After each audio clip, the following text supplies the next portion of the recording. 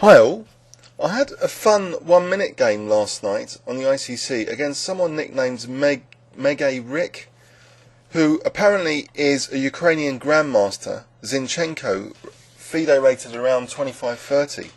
And I was pleased to beat him on the auto pairing because most players that I struggle with are usually just even below 2200. So this guy was 2447, and usually when you see someone over 2400 on the auto pairing, you know you've had it. So anyway, here I played A3 to try and trick him in the opening, make him a bit uncomfortable. And after C5 I played C4, so it could transpose into quite a favourable variation of the English opening. After knight C6 I played knight C3, G6 G3, so he fianchettoed his bishop, I did as well. Now after knight F6 I played D3, so I'm heading towards a kind of Botvinnik setup with E4. So he plays castles, I play E4, he plays E5. Now I develop the knight to E2, so I'm leaving the way for the F pawn to be used for F4 later. After D6 I played H3. Now here he played knight D4. Now if you read a book on the English, usually you play knight D4 or knight D5 when the opponent's bishop is on either E3 or E6, because then they can't usually recapture. So if, for example, there was a bishop on E6, then I'll play knight D5. So he couldn't recapture with bishop or knight. So anyway, here I can actually take that knight and swing my knight to E2. So he's got these double pawns, but actually he's got some dynamic pressure coming up. He plays rook B8, and this is really good stuff for a 1 minute game, I think. After castles he plays B5. He's actually targeting my pawn structure quite well, and also exposing the fact that I've weakened already B3 a little bit.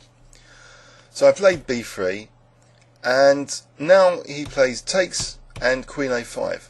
And the idea of this becomes clear now. After bishop D2, Queen A6, he's got some pressure on A4 here.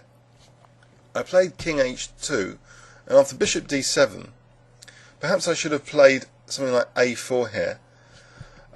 So after F4 though, I'm going for the attack.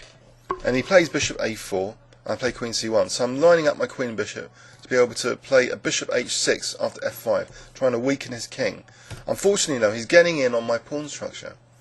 And I defend D3, but now he plays a nice knight manoeuvre coming up. After this doubling of rooks, F5, he plays knight D7. So it's very logical, simple positional chess. Go to C5, hammer D3 even more. And it starts to be difficult for me to defend that. Perhaps here bishop F1 could be considered though, and knight G1 is a bit passive. I go for the attack, bishop H6, and now perhaps he should have just left it there, although that might be dangerous because of F6. He actually played bishop H8.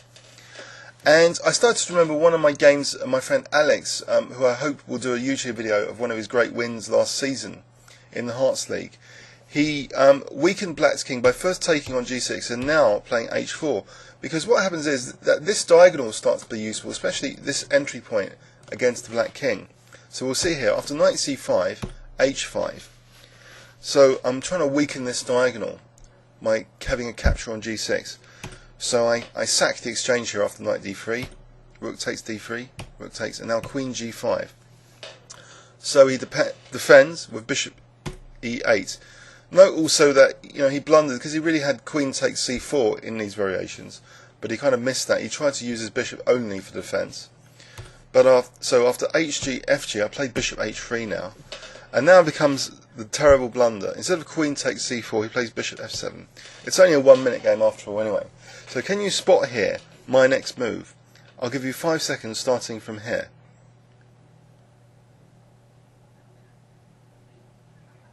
I played bishop E6, and he's had it. If bishop takes E6, then queen takes G6 is mating. If king H7, then bishop takes F7 is mating, or very good. He plays desperately, rook takes G3, and I don't want to give him any checks at all, so I just take with a knight. But he still has a check on B2. But instead of going to like H3, that would be terrible. Bishop takes E6 check. I just retreat the king calmly to H1, and now he disconnected and forfeited. But according to Ribka, this is a forced mate in 6. So, for example, king H7, bishop takes F7, D5 to protect G6, bishop f8 here now, so the threat is queen h6 mate. So this would be the last desperate move, just to delay the inevitable. Queen h4, bishop h6, queen h6 mate. So that's how it could have ended. In fact, maybe he should have tried for this d5. It's quite a cunning resource. So let's have a quick overview and summary. So for blitz chess, if you want to confuse people and win lots of games, even a3 will do. It's not such a bad move in some variations, and you can just play c4 after. So if you want to get an English opening with the opponent a bit uncomfortable, then a3 is not a bad first move. I've had good results of it. For some reason, I've had a blitz obsession since I've come back from Liverpool. I will be going over the Liverpool games, by the way. I was just preparing the first one, which for its instructive value. But my blitz obsession, I don't know, is a bit strange, because I've been trying to play simple positional chess very quickly, just for fun. And this was one of the best games from last night, basically, that I wanted to share with you. So this lovely bishop e6, crushing, with the threat of queen takes g6. So rook takes g3 was just desperate, and it was all over. So this could have been the continuation.